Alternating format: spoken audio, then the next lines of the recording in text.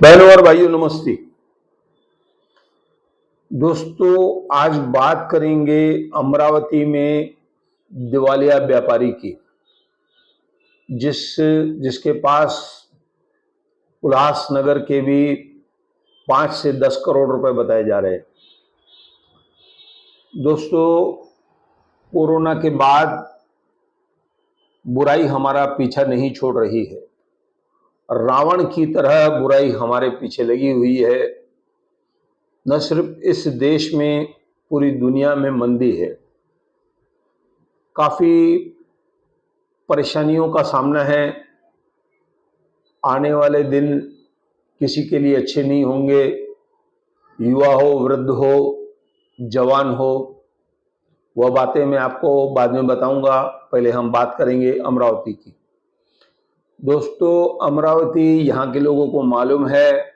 बहुत सारी यहाँ की बेटियां वहां पर है, वहां की बेटियां यहाँ पर है।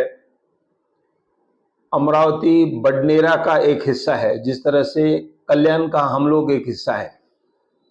तो बडनेरा से एक 10-15 मिनट का ऑटो रिक्शा से हम अमरावती पहुंच जाते हैं। बहुत बड़ा व्यापार है, बहुत बड़ा शहर है। बहुत सारे सिंधी समाज के लोग वहां पर है जो व्यापार कर रहे हैं। लाखों करोड़ों का व्यापार करते हैं। कुछ समय पहले की बात है, कोई 7-8-10 साल हो गए होंगे, वहां पर पानी भर गया था, दूसरे माले तक पानी भर गया था। उस समय भी इस शहर के बहुत सारे लोगों के पैसे डूबे थे। बहुत सारे लोगों को तकलीफ आई। अब ये कल मुझे बताया गया कि अब फिर से एक आदमी, एक व्यापारी, एक बड़े पदवी पर बैठा इंसान दिवालिया हो गया है। दोस्तों, इंसान दिवालिया अपने कारण से होता है ऐसा नहीं है। बहुत सारे लोगों के जो लक्षण है वह खराब हो जाते हैं तो वो दिवालिया हो जाता है। लेकिन जो लोग हमारे बड़े बुजुर्ग हैं वह लोग इस शब्द को सुनना पसंद नहीं करते कि हम दिवालिया हो गए।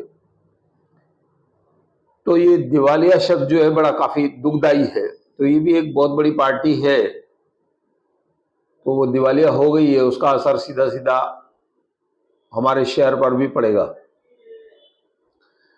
अब मैं आपको एक बात बता दूं, व्यापार की जो हालत है, व्यापार जिस स्थिति में पहुंच गया है, चाहे किसी का भी व्यापार हो, कोई भी व्यापार हो, वो सीधा नहीं है, उसको तकलीफ आई है।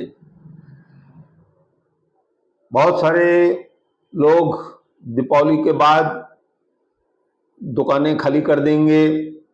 जिन उद्योग इस समय चरमरा गया है, दिल्ली और अहमदाबाद जैसे शहरों से माल आता है, हमारे माल की खपत काफी कम हो गई है, व्यापार खत्म हो गया है। एक बार फिर से हमारे व्यापारी भाइयों को कोई ना कोई ऐसा फार्मूला, ऐसी योजना, ऐसी कोई काम ढूंढना पड़ेगा ऐसा कि वह फिर से चले। अब मैं यहाँ पर एक दूसरी बात भी बताता हूँ। मैंने परसों भी ये बात बताई थी कि जिन लोगों की 30-30, 40-40 हजार पगार है, परिवार से अलग रहते हैं, 10-10 हजार किराया भरते हैं, इस किराए की जो वजह है, जो 4-5 हजार में, 2 हजार में फ्लैट किराए पर मिलता था, आज 10-12-15 हजार रुपये हो गए। 40 हजार भी किराया है कहीं कहीं पर 5 रूम। मुझे मालूम है, मुझे जानकारी मिलती रहती है मेरे पास। हमारे बड़े बुजुर्ग जो आए, बहुत सारे उन्होंने काम किए, समय समय पर उन्होंने बदलाव किया। कई बार पहले यहाँ पर जो बनते थे, पैजामे बनते थे, पैजामे के कपड़ों के बड़े बड़े वाले लाइनिंग वाले अंडरवेयर बनते थे जो बुजुर्ग लोग पहनते थे। अब उसके बाद कपड़े बनने लगे, जीन बनने लगी, पैंट बनने लगे, मिठाइयाँ यहाँ पर बनने लगी। लोग बाहर से आकर सोनारों को काम यहाँ पर देने लगे, यहाँ से सोना बनवाकर शादी में ले जाएंगे। तो ऐसी कोई चीज नहीं है एम्ब्रॉयडरी का बड़ा बोलबाला था, आज बड़ी बड़ी मशीनें आ गई है, वो पुराने कारीगर बेचारे दर दर भटक रहे हैं। रेडीमेड यहाँ का उद्योग है। फरसाण में आज हमारा जेबी वाला झंडे गाड़ के बैठा है। मिठाइयाँ यहाँ से जाती है मुंबई दीपावली आदि पर, या यूं कहूँगा कि जो बड़े बड़े मिठाई वाले हैं वो भी उनसे लेकर के अपना लेबल लगा के बेचते हैं।